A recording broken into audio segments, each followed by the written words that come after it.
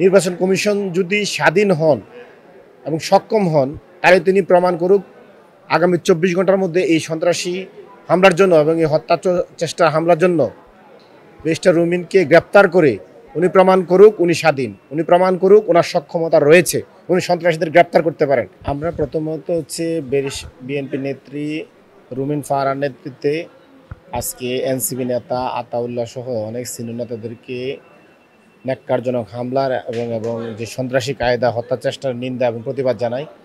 আপনারা জানেন যে সারা দেশে যে আসন পুনর্নির্ধারণ বা আসন সীমানা যে পুনর্নির্ধারণ করা হয়েছে তার বেশ কয়েকটি অসন্তুষ্টি জানিয়ে আমাদের জাতীয় নাগরিক পার্টির পক্ষ থেকে অভিযোগ দেওয়া হয়েছে। তারই প্রেক্ষিতে আজকে শুনানি ছিল ব্রাহ্মণবাড়িয়া একটি আসনে।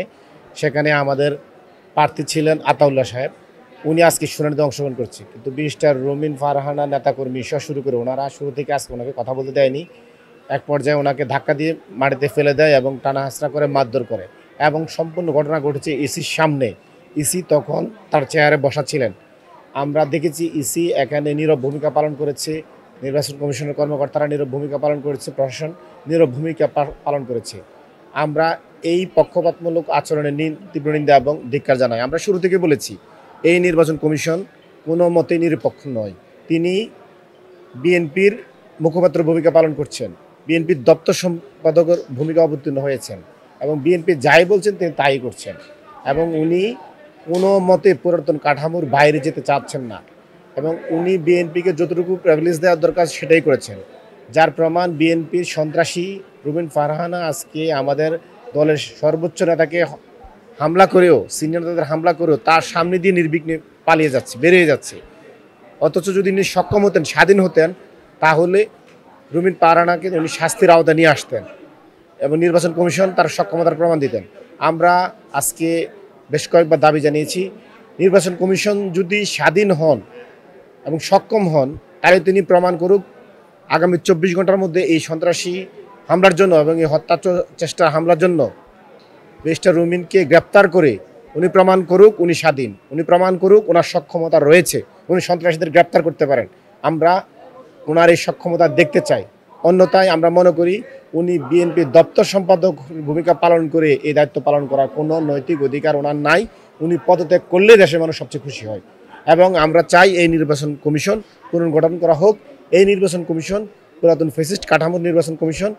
এই নির্বাচন কমিশন নিয়োগ আইনটি আওয়ামী লীগের একটি ফ্যাসিস্ট আইনের মাধ্যমে গঠিত হয়েছে এবং নির্বাচন দল নিবন্ধন প্রথা, যে প্রত্যেকটি দল নিবন্ধন দিব, সেটি 111-এর কালো আইন দ্বারা করা হয়েছে। সুতরাং আমরা এই নির্বাচন কমিশনের প্রত্যেকটি কর্মকর্তা, কর্মচারী এবং ইট বালু থেকে শুরু করে আমরা সকলকে দলীয় ভূমিকা অবতীর্ণ হতে দেখেছি। তারা অতীত করেছে আওয়ামী লীগের একদম নির্লজ্জ দালালি, বর্তমানে তারা করছে বিএনপির নির্লজ্জ দালালি। আমরা এই সমস্ত বিএনপির দালাল নির্বাচন কমিশনকে আর দেখতে চাই না।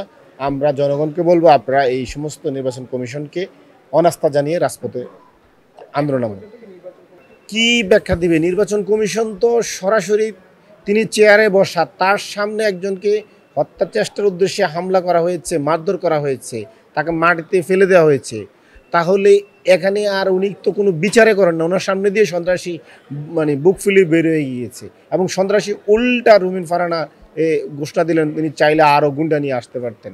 তিনি অনেক কম গুন্ডা নিয়ে এসেছেন, তার গুন্ডা আনার সক্ষমতা আছে। তাহলে আমরা কি বুঝি?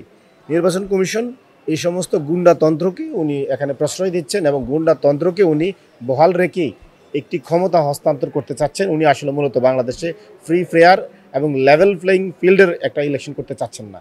উনি চাচ্ছেন এদেশে কোনো ইলেকশন না হোক এবং বিএনপির কাছে উনি ক্ষমতা হস্তান্তর করুক এবং ওনার উদ্দেশ্য হচ্ছে বিএনপিকে ক্ষমতা হস্তান্তর করা। উনি কোনো মতেই এই দেশে সুষ্ঠু নির্বাচন চাচ্ছেন না এবং ওনার কৃতকর্মে এটা ইতিমধ্যে প্রকাশিত হয়েছে। ব্রাহ্মণবাড়িয়ার মানুষ মারামারি করে আমি সে জিনিসটি এইভাবে বলবো না। আমি মনে করবো ব্যারিস্টার রুমিন উনি আগ থেকে সন্ত্রাস করে আসছেন। উনি বিভিন্ন টকশোতে জুলাই আন্দোলনের বিরুদ্ধে তত্ত্ব সন্ত্রাস চালিয়ে আসছেন। উনি আজকে এসে সরাসরি অন ক্যামেরায় মব সন্ত্রাস করেছেন। উনি মূলত হচ্ছে বিএনপির আওয়ামী লীগ বিষয়ক একজন সন্ত্রাসী এবং ওনার পরিচয় উনি সন্ত্রাসী এবং আমরা এই সন্ত্রাসীর আগামী 24 ঘন্টা গ্রেপ্তার চাই এবং আমরা চাই ইসি এই সন্ত্রাসী রুমিন ফারহানাকে গ্রেপ্তার করে প্রমাণ করুক তিনি স্বাধীন এবং তার সক্ষমতা রয়েছে।